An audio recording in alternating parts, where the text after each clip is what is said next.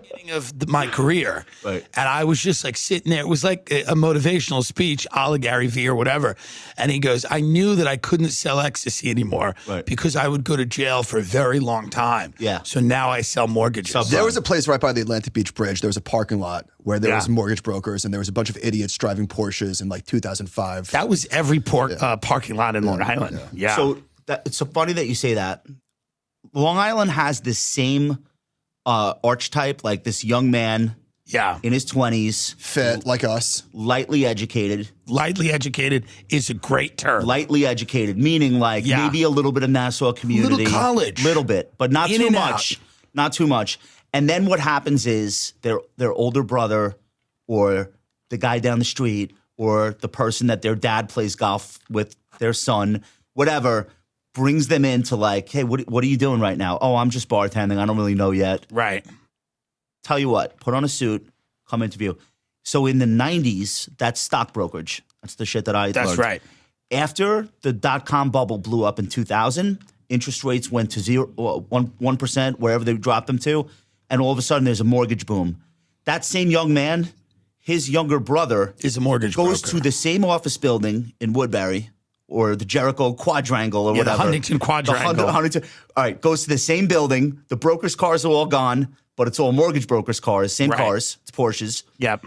The same aggressive Long Island attitude, tactics, call the whole country. What do you mean we only talk to people a mile away? Right. I'm doing mortgages in Hawaii. Fuck you. Right. That whole thing.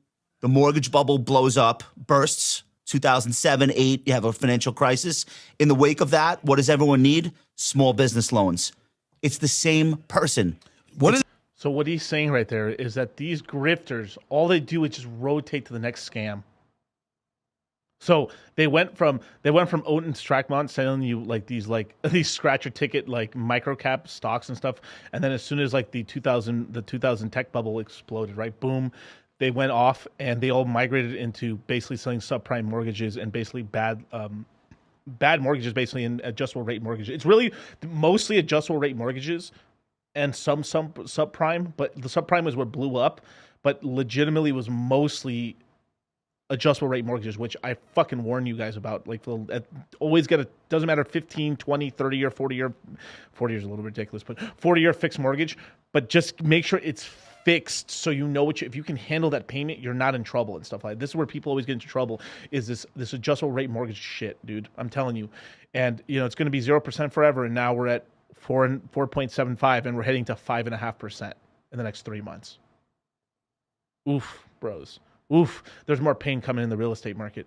But then you notice at the tail end right there, he said, and then they go with the small business loans.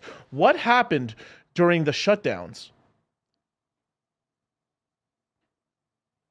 Small business loans. So we had, like, remember what I was teaching you guys beforehand with the Fed printing all this money? Like, all this inflation, it's because everybody got $1,200 in stimulus checks, and that's not really what caused the inflation.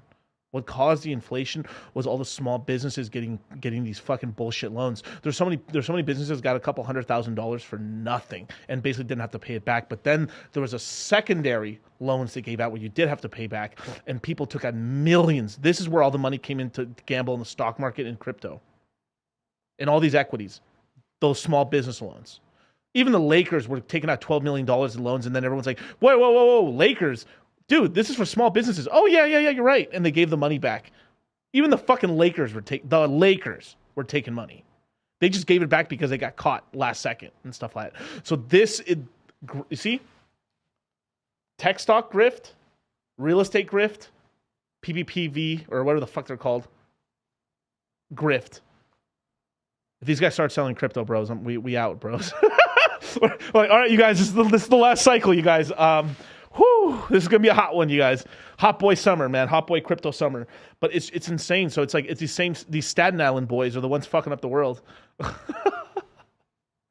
So I'm gonna play that back just to hear that explanation. But that was incredible because I think few people understand, because these guys just migrate to the next grift, and then they're just it's like, instead of selling real estate in your local area, we're selling real estate in Hawaii. Cars, same cars. It's Porsches. Yep. The same aggressive Long Island attitude, Yeah. tactics, call the whole country. What do you mean we only talk to people a mile away? Right. I'm doing mortgages in Hawaii. Fuck you. Right. That whole thing, the mortgage bubble blows up, bursts. 2007, 8, you have a financial crisis. In the wake of that, what does everyone need? Small business loans. It's the same person. What It's are the they same doing? guys. What are they doing now? That's what they're doing. Still small business It's so loans. sick. They're doing high interest. It's like legal loan sharks. Wow. It's worse than loan sharks. Why? Because at least like a loan shark will break your legs, not literally put your whole life out of business. Right. Like, so now that what they're doing is like call up a guy that owns a diner Yeah. and basically like all of his personal assets get securitized. You make him a loan that you know he can't pay back, but he'll pay. So remember how I told you how Warren Buffett borrows money and stuff and everything like that on stocks? Well, these guys are now grifting small business. It's always the small business owners or just people that are like financially literate that they're like, hey, no, we'll lend you this money and stuff. Just roll up your whole company, your whole real estate and stuff. I know you got your property paid off and stuff like that, and we'll give you a nice loan, tax free. You want to be like Warren Buffett, right? Yeah, I want to be like Warren Buffett. But they set all these fucking horrible terms on these things. And then from there, they know, like, these fucking vultures, they know these guys can't pay the money back.